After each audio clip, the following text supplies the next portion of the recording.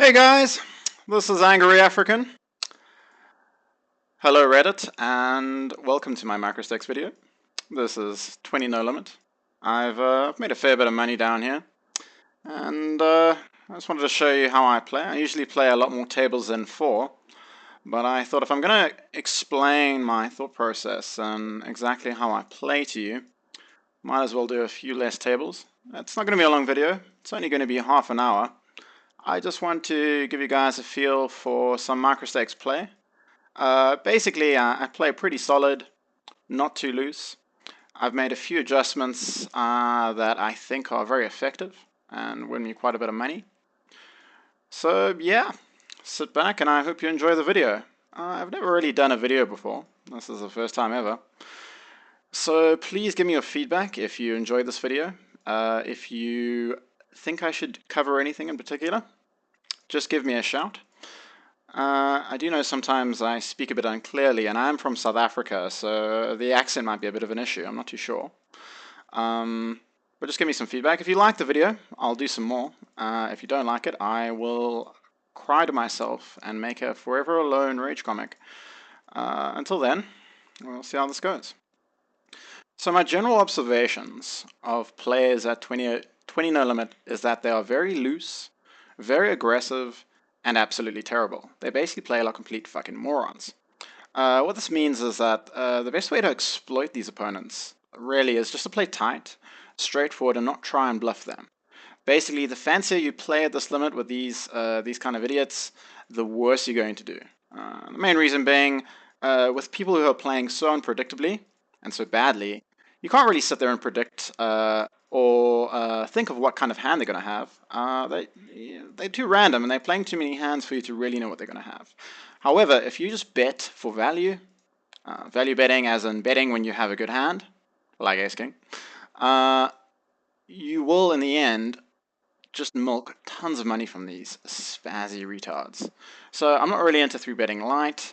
I'm not into doing too many multi-street bluffs.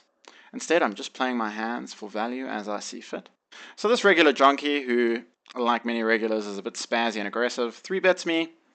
I'm not going to get fancy here. I'm just going to 4-bet him. There's plenty of value pre-flop with Ace King, and I'm going to do it pretty big. Here with 7-8, I flopped a strong hand. With queens here, I'm just going to flat. The reason I'm flatting with queens here is if I 3-bet him, considering he's an under the gun raiser, look, he just shoves it. I think I'm doing well against this range. It's an easy call. And he's got queens, so it's just a standard flip. Whatever happens. And I win. Awesome. Here I'm just going to flat. The reason I flat with queens here under the gun is that I don't think he's going to get aggressive with a better hand, with any worse hand than queens, if I 3-bet him from under the gun. As an under gun raiser, what he's really doing is saying, I have a really good hand, I'm at the top of my range, and if I 3-bet him, he's only going to respond with hands that are as good or better than queens. So what's the point? Might as well flat, get some value from him post-flop with his weaker hands like 10s, jacks, 8s, 9s, that would all fold. And so I bet here, I think he'll call quite a bit. All his overcards, like jacks and 10s, and he does proceed to call. And I'll win a nice pot. And I think just encouraging variance there would just be a bit silly. So, like you notice the spaz fest here when we're just getting an AK versus queens. I do have history of this player, Jonky. He is very, very, very aggressive. He's very loose. Overall, I think he's a pretty bad player. So that's why I'm more than happy to get Ace King against him pre-flop. Now there's not much value in betting this board. I have second pair. I'm just going to check it back. And there's no point in c-betting with these 4s because there's 2 players in the pot. There's too much of a likelihood that someone has something. However, with Ace 10 here, with everyone limping, I'm going to raise big and hope to get a call. Hoping that I can get some bad play to call. However, this board is a very bad board for me to bet. I'm going to bet you. Reason I bet you, he could now have a 1-card flush draw. There's basically worse hands I can call. I'm getting value. Not only that, I'm preventing him from drawing with a worse hand. I'm just going to check back here. I'll probably beat, but we'll see how that goes. I'm just going to fold my 4s. I'm going to check back here. I would maybe perhaps c-bet this board, except this player has such a small stack, he's very likely to shove over me with nearly anything, and he's more than willing to stack off with a 9. So there's very little point in betting and just getting shoved over. When he bets here, unfortunately I've just got to give it up. I had a very good hand pre-flop, but that board, it's far too wet with a flush draw. Queen and a 9, plenty of straight draws, plenty of queens in his range. There's no real point in burning my money. I tend to play very conservatively post-flop.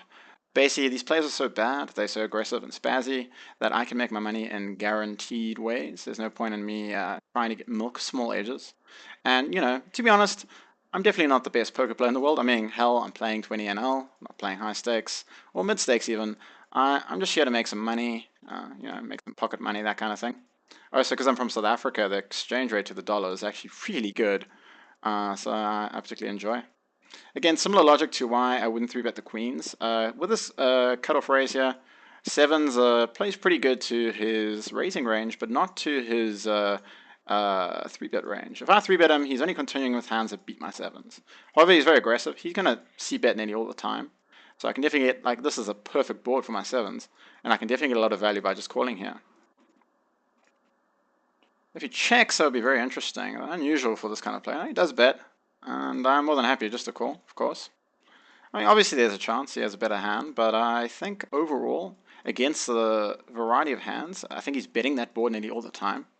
And I think most of the time I'm ahead. And again, I do have experience with this player. I know he double barrels very lightly. So I'm more than happy to call yet again.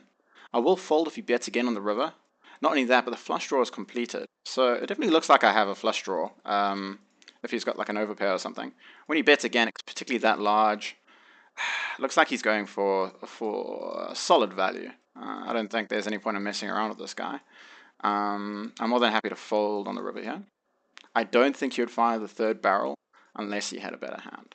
So, obviously if I get to showdown with him and he does something that makes me change my mind about that, I'll then change my assumptions. But until then, I'm more than happy just to fold, and basically tackle a spot where I have a better chance of getting money. So yeah, I'm just kind of doing this video randomly. I'm in a good mood. I play a lot of 20 NL. I do quite well at it. Obviously not the best player in the world. If you play a higher stakes than me, if you're a regular online player that's at 50 NL or higher, I would love to have your advice and your point of view, because I'm always willing to learn. Always want to improve. Okay, so I get kind of raised here very small. It's small enough I can definitely call in position, particularly with a prospective hand, and see a flop. I flop nothing very good, unfortunately. This is kind of bored. You could have a lot here that he's c-betting. That's better than mine.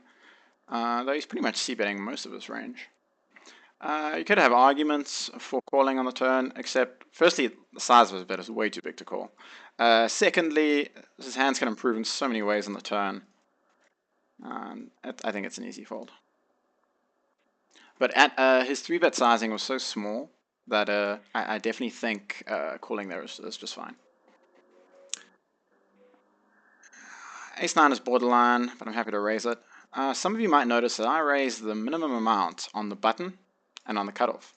The main reason for this is because I raise the minimum, I can open up my range quite a bit more and not worry about getting 3-bet or have relentless aggression on me because, well, I raise for a small amount. It doesn't really matter if I get 3-bet. So being able to, I'm just going to bet you, if I turn the ace, there's a lot Chunky will call me down with. He does fold though, obviously didn't have much. So raising on the cutoff means I can raise a lot of hands, but the main reason why I do this is that I feel people play too tightly in the blinds. And because of this, I can steal the blinds way more than I could at high stakes where people would adjust correctly, call or 3-bet more. Most players, yeah, it's like, I have a bad hand, he raised, I'm going to fold, whereas better players won't. Because it's 20 NL and everyone is a retard, very few good players, and I mean like very few good players, you can get away with doing stuff like raising the minimum here, because people won't mess with you. At least not as much as they should when you minimum raise. And because of that, you're going to steal blinds a high amount. And it's kind of like low risk, high reward, which is kind of what you're looking for in poker all the time. So I just do it as 100% raising on the co and the button, keeping in mind that in poker, position is absolutely critical. That being getting to act last, because in poker, it's all about information. The more information you have, the better decisions you can make, the more money you can make. And by acting last, you have the most information. So being on the button, you have position, and in that way, you can totally crush people. Even playing much worse hands, by having position, you can play your hand to its maximum value and use the information of your opponent to the most of your advantage. So definitely, you'll hear this from good players. The more you play poker, the more you realize how important position is. I cannot stress how important it is. Position, position, position. The first thing I do is I go, what position am I in? Then I decide, oh, I have cards. I should play. But I'm definitely looking at my position before anything else. Okay, I'm just beating my S-Jack. Nothing special happens, he just folds. Corvin and I have a bit of a history. Corvin is actually one of the better rigs. Like, he's not too bad. He's reasonably solid. He has the spazzy moments, like all 20 NL regulars. He's not that solid. But compared to many of the other guys, he is worlds better. I have a distant respect for him, but not much. Jonky is insane. He tends to play a pretty tight range. He plays a pretty reasonable range of hands, but he seems to play it very badly and way too aggressively. He's the kind of guy you just want to get a good hand, hunker down, call him down, and you'll make a lot of money. And that's pretty much true for I think most of 20 no limit players. You really just want to get a good hand and call it off to an extent. I mean, obviously use your brain, fold when you need to. And that's something I have learned the hard way over the many thousands of hands I've played in poker. But you really want to just flop a good hand and stick with it as much as you can against these players who are just like really loose and spazzy, or they just call a lot, or they bluff too much. And there's no real point in getting fancy. There's no real point in doing something crazy. It's best just to just when you got a good hand, go with it. See here, I mean, I got pocket twos. It's not really a very good hand. He three bets me super, and I'm more than happy just to fold there. There's no real point in getting into a little bit of a war. While I do have position, I've got an incredibly weak hand, and he's likely to be very aggressive. So again, when people are going to be very aggressive, you want to have a strong hand, then you can make lots of money off them. It's another thing with poker, I guess, for people who are maybe less experienced. Poker is swingy as hell, and you just got to care less about stuff. Like really.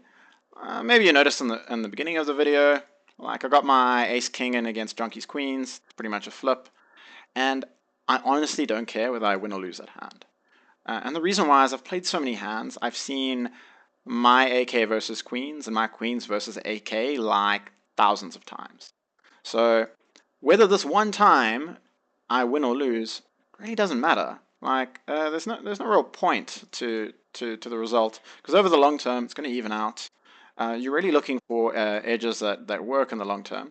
Notice I min raise a small blind here because this guy's a short stacker. He's going to fold or shove. He's pretty much like a bot or something anyway. So there's no point in raising anything larger than the minimum. Here I just flat Vertiguy's UTG raise. Again, I've got ace queen. It's a hand I want to play against him, but it's not a hand I want to 3-bet because I think he's only going to respond with better or nearly as good hands. So best just to call. And now that I flop an ace, I turn a queen high flush draw. There's definitely a lot of value in betting this turn. He can call it a lot worse. I don't think he has an ace, but he might pick up a flush draw. And he does call. And I'm going to bet again. It's not going to be too large of a bet because I honestly don't think by the way he played that he has an ace. So I think he's a bit of a spaz. He plays too many hands. So I'm just going to bet half pot. Hope he calls with his 8 or king high or something stupid. We'll see how that one goes. If he raises, unless you've got a really good hand, always fold when you get raised in the river. Just when people are so inconsistent, it doesn't matter if the way they play makes no sense. They have it. They have it more than they don't.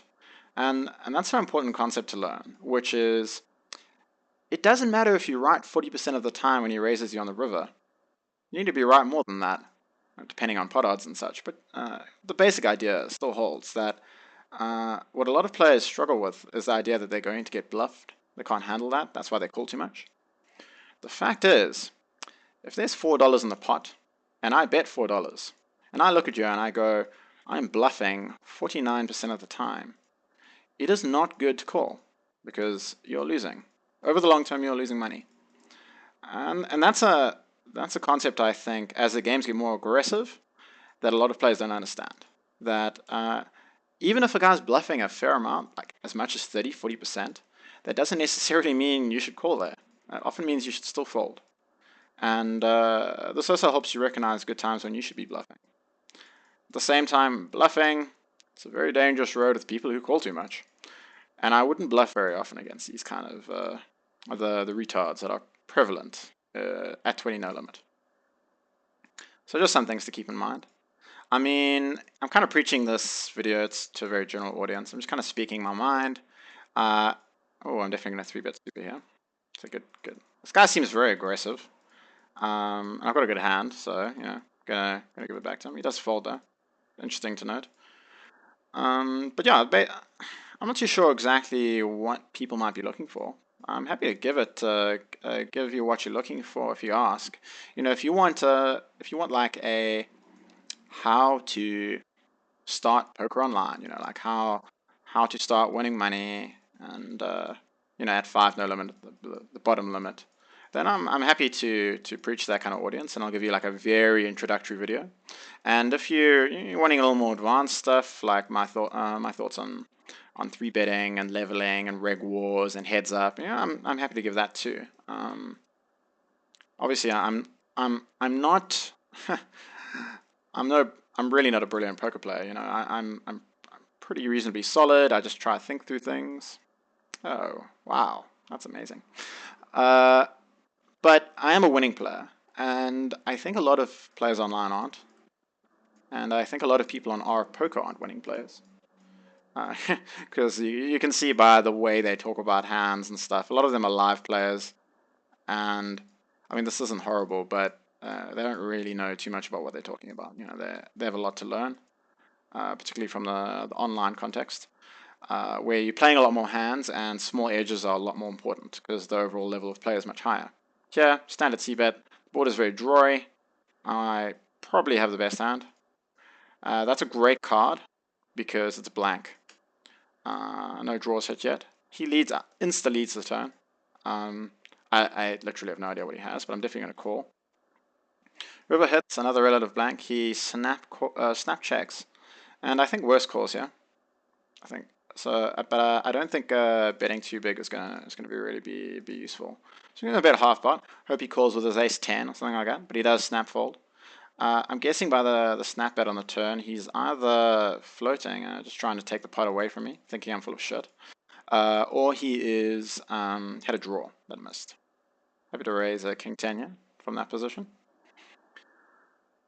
So yeah, session's going pretty well. I'm going to 3-bet Corvin light, just because we have that kind of relationship, and I have a good hand to 3-bet in position. He does fold. It's interesting how he raises 4x. It's probably just this thing. Doesn't seem to mean too much. He doesn't play a particularly tight range, so it's kind of curious he raises to that size. Yeah, I mean, the session has gone pretty well. I've had my dark, down-swinging moments in poker, and my heaters. And, the first time, probably like many of you, I played online. I deposited my $200 or whatever, and I went busto. I ran it up, ran it down again, played like an idiot, like a lot of these guys, and thought I was better than I was. And I lost all my money and kind of quit poker for like a year. And then really had a bit of a sort of heart-to-heart to myself, really thought about things and realized that I was letting my ego get in the way. I was reaching for the stars too quickly, and I wasn't really playing enough hands and getting a proper perspective on how swingy poker is. Now when I have a downswing, I'm like, it happens, whatever. I'm not saying it's the easiest thing to deal with in the world, but now that I've had experience with several downswings, it's not as bad as it used to be, I think when you're a new player, you get your aces, you get excited. It's aces, you don't get it often. My heartbeat doesn't even change when I get aces. It doesn't really, nothing really happens. I'm just kind of like, oh, that's another hand to play. And not being attached to your good hands is very important. Because when you get raised on the turn very big on a on a dryish board and you're sitting there with aces against a passive player who doesn't raise often, and you're like, but I have aces, and you snap it in and he's got a set, and then you sit there telling yourself how unlucky you are, when actually you're playing like an idiot. You gotta keep an eye on your player, the people you play. You gotta try to figure out what kind of player they are. It helps with experience, it really does. Obviously, when you're new, it's much more difficult, and the newer you are, the tighter I suggest you play, because it's very easy to do well when you have good hands. It's very hard to do well when you don't, and only if you're a very good player can you really start making moves like that. And this is speaking from a guy, like, I've been playing poker pretty consistently now for the past 2 years. Main reason why I haven't been moving up is because I actually use my poker money for a lot of real life stuff. So instead of taking shots at the next level, I withdraw and then buy stuff. I've bought a lot with my poker money, and I think it's good. I mean, if you're just playing and never withdrawing, then why are you playing? I mean, the idea is to make some cash, right? And do it in a fun way. Obviously, the other thing is that, I mean, I am South African, which means that me playing at 20 no limit, I'm earning the same earning power that you would playing at 100 no limit. The two just counterfeited any kind of flush draw I might have been able to get, so I'm just going to check and give up against this passive weak player. Almost certainly got a better hand than me. I apologize if I'm rambling. I'm just kind of giving you my thoughts on poker and stuff like that, and showing you how I play. Again, just give me as much feedback as possible. You don't have to be nice. Don't have to be mean either. But yeah, just give me your thoughts and tell me what you're looking for. If you're very passionate about the game like I am, I love poker. I study every day. I analyze hands. I do all that sort of stuff. I always work on getting better. If you're completely new to the game but you have that burning passion, you're welcome to talk to me if you're interested in having me help you out. You can make a video of your play and I can critique it from my knowledge and perspective. Yeah, at the same time, I can definitely help you in entering micro stakes and being able to become a winning player at these low stakes. Can't help you more than that. It's just something to keep in mind. Go 3-bet again. Again, I've got a crap hand. I only min raised. Whatever. Just fold. You notice I'm not doing a lot of things that me, as a newer player, and many other newer players do, which is calling 3-bets. Calling 3-bets tends to not be the greatest idea in the world, because you tend to be playing against a pretty strong range when you have bad hands. Like if you're going to call a 3-bet, bloody well call it with a good hand. It's just something to keep in mind. You also got to understand the relative range of hands a person's playing with. So the amount they 3-bet is relevant. The amount of hands they play, how aggressive they are. All this kind of stuff is important to be able to understand what kind of hands they're playing with when they 3-bet. So again, Corbin raises under the gun. There's no point in 3-betting because he's only going to respond with as good hands or better. So I'm just gonna flat. Hope to hit an ace or a king because I definitely think I can make a reasonable amount of money. I'm definitely going to peel one unless the c-bet is very big. I do have a strong hand, and he could give up on the turn. When he checks, it's like he's probably got some weak showdown value, but I doubt he's going to fold if I bet. So I'm just going to check behind. Turn isn't really anything much. Obviously he gives a 6 a straight, but I don't think any of us has that. Just going to check again. A jack rolls off. At this point, I'm pretty sure he has a low pocket pair, or he's paired a 4, or maybe a 7. He's got something better than ace high, but I think if I bet, he's just going to call me. So I'm just going to check behind. Wow, man, king queen. That's actually noteworthy. Can be passive and not bet overcards. King queen. That's an important note to make because the fact that he didn't bet that board with king queen suited, it's kind of bad. It's kind of bad. You really should be betting there. He has the equity, and he has no idea whether I'm going to call or not. He should really. Yeah, that's interesting. Bunch of people flat me with my 4s. Always nice when you have a pocket pair, because you might flop a set, which I do. It's also a drawy board with the king and the 10 there, and the flush draw. More than happy to do a big meaty c-bet. Gonna make it 140, it's 3/4 pot. Hope to get calls, maybe even a raise, you never know. Obviously there's some reverse implied odds here. Someone might have trip 10s, but that's unlikely. Yeah, just hope for the best. Again, that's a very good tactic, which is when you flop strong hands, don't slow play, bet, bet, bet, shove as much money in the pot, because when they have the second nuts or when they play badly, you're going to make a lot of money. Right now, there's no point in playing my set slowly. Just going to bet big again, shove nearly any river, particularly with this guy's stack size. He's probably on a draw, and there's a reasonable chance he might shove me on the turn with this draw. Ace hits the river, the flush draw does hit. However, I still don't mind shoving this river for two reasons. First reason is that player is bad, and he could have a lot more hands here than a flush, and I have a set. Secondly, the ace of clubs peeled off, which reduces the amount of flush draws he could possibly have. Because ace x suited is the biggest flush draw hand. So yeah, there's a very high likelihood he doesn't have a flush here. When he lays that long, he obviously doesn't, but he does unfortunately fold. I mean, I think if he has ace king there, he's definitely calling. There's a lot of hands that still call. I have a set. I basically beat everything except a flush. So I definitely think there's value in shoving there. Getting to near the end of this video, I'm just going to play a few more hands.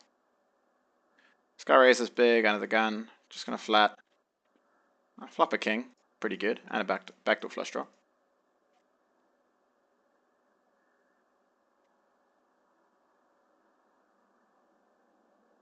Let us see what he does.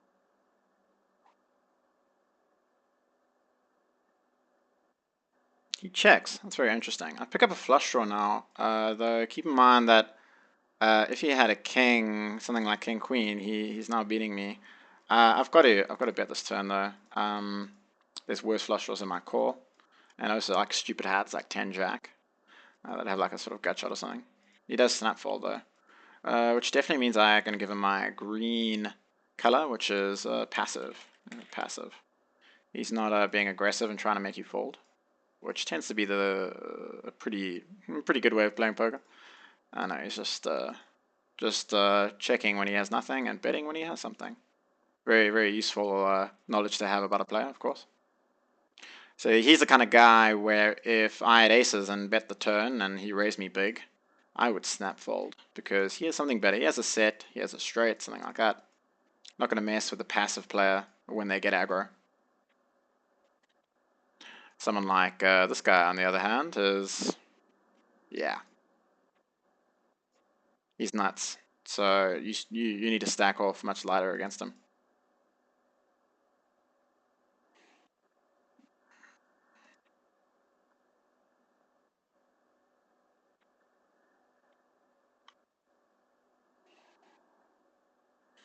It's a very dry board. Normally I wouldn't bet it because I think most people will call. But again, he's passive. He's just going to fold if he has nothing.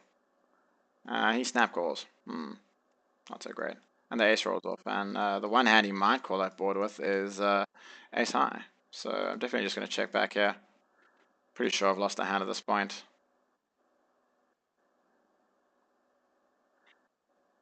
Yeah, he shoves. I'm more than happy just to fold that. Oh man. I got a gut shot against Corbin here. I'm more than happy to bet it. Always nice to barrel when you have equity. Many ways of winning the hand, either by him folding or hitting your hand. I've got my hand might be good if I had a 10. Probably good if I had a king. And obviously, if I hit my draw, it's very well. So definitely happy to put some aggression on him. I'm just going to fold my ace3 suited here. So roll point and continuing.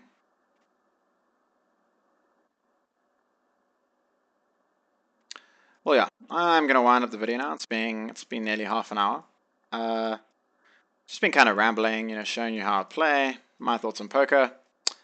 I apologize if I spoke a little unclearly, or if my accent is wonderful and ununderstandable.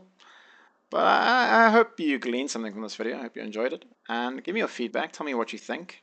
If you think I should make more videos, or if I'm a dime a dozen, that sort of thing.